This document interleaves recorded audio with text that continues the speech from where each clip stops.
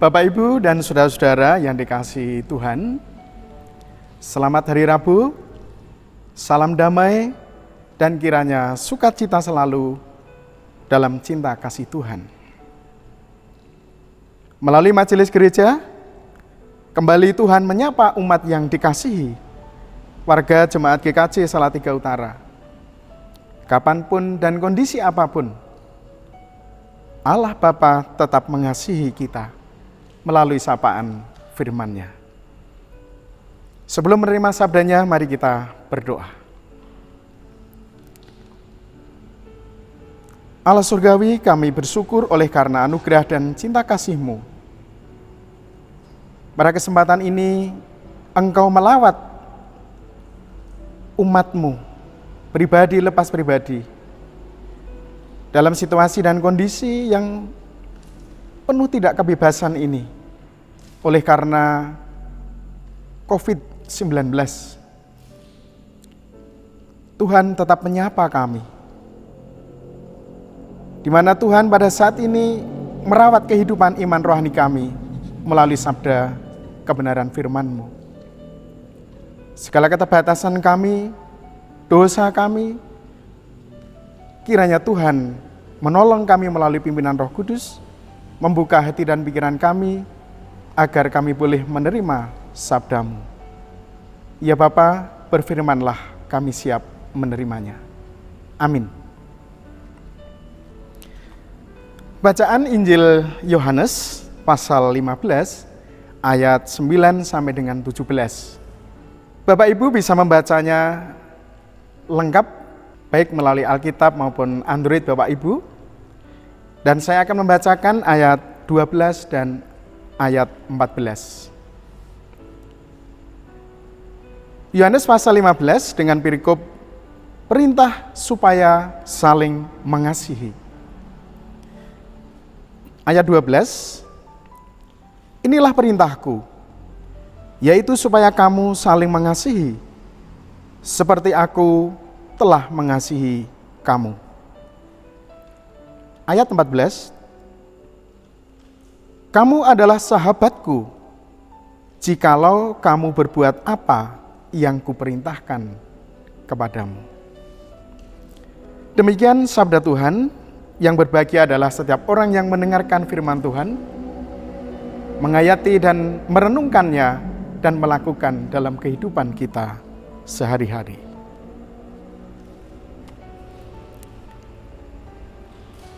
Sahabat Tuhan, sahabat sesama. Judul sapaan renungan singkat pada saat ini. Saudara yang terkasih, jika kita membaca lengkap di dalam Yohanes pasal 15 tadi, di ayat 15 dinyatakan bahwa Allah Bapa sendiri yang memanggil, memilih umatnya. Bukan kamu yang memilih aku, tetapi aku yang memilih kamu. Untuk apa saudara-saudara? Yaitu untuk dikasihi dan menjadi sahabatnya. Firman Tuhan mengingatkan kepada kita untuk melakukan kasih yang lintas batas, yaitu status, tidak membedakan kedudukan, kepandaian, maupun keadaan sosial ekonomi.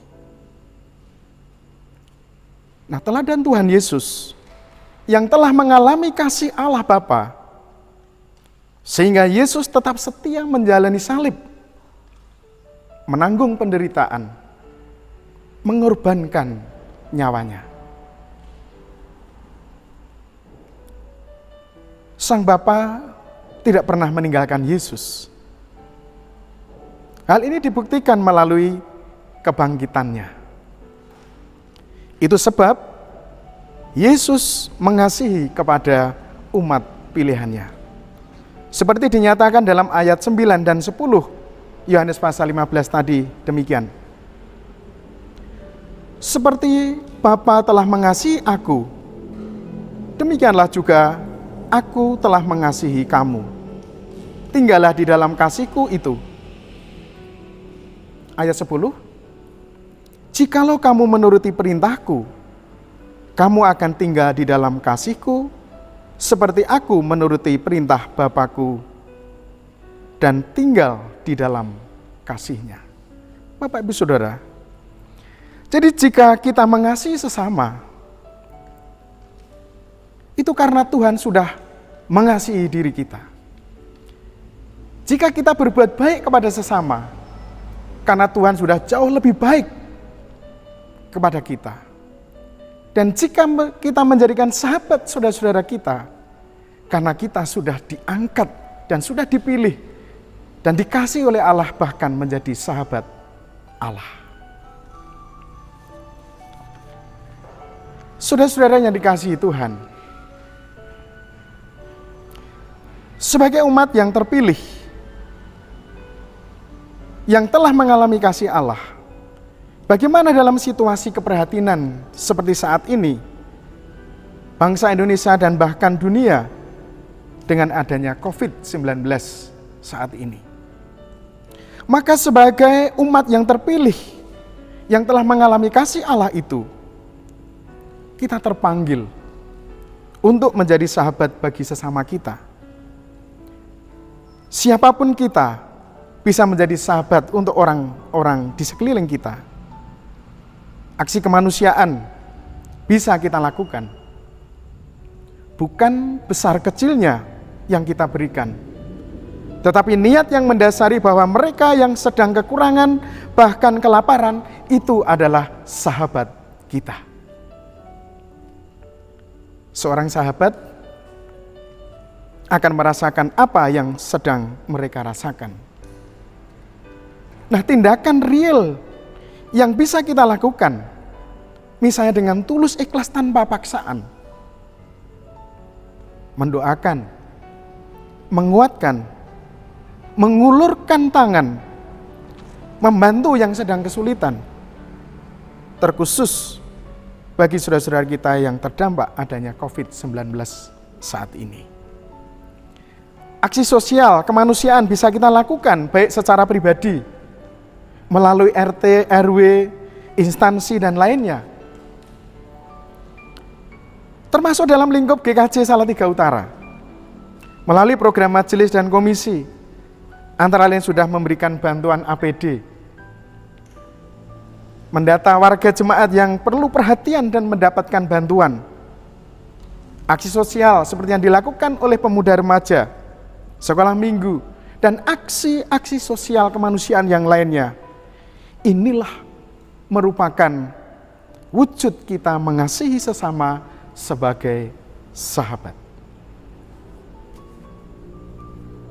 Jemaat yang terkasih di dalam Tuhan Yesus, momen COVID-19 ini secara positif mendorong umat memanggil, umat terpanggil berbuat nyata kepada sesama. Dapat dimulai dari keluarga kita masing-masing. Dan tentu saja Bapak Ibu, akan menjadi lebih indah dan berkenan bagi Tuhan jika kebiasaan untuk peduli dan mengasihi sesama itu menjadi gaya hidup kita. Sebagai umat yang sudah terpilih menjadi sahabat Tuhan, sekaligus menjadi sahabat sesama, bagaimana kita wujudkan dalam waktu, dalam situasi kondisi yang tidak menentu ini? Sampai kapan kita belum tahu. Hanya kita berpegang pada Tuhan. Yakinlah bahwa Tuhan mengasihi kita senantiasa. Demikian firman Tuhan kiranya menjadi suluh, menjadi penerang di dalam kita menjalani kehidupan kita. Bapak, Ibu, dan Saudara, selamat berbagi kasih kepada sahabat.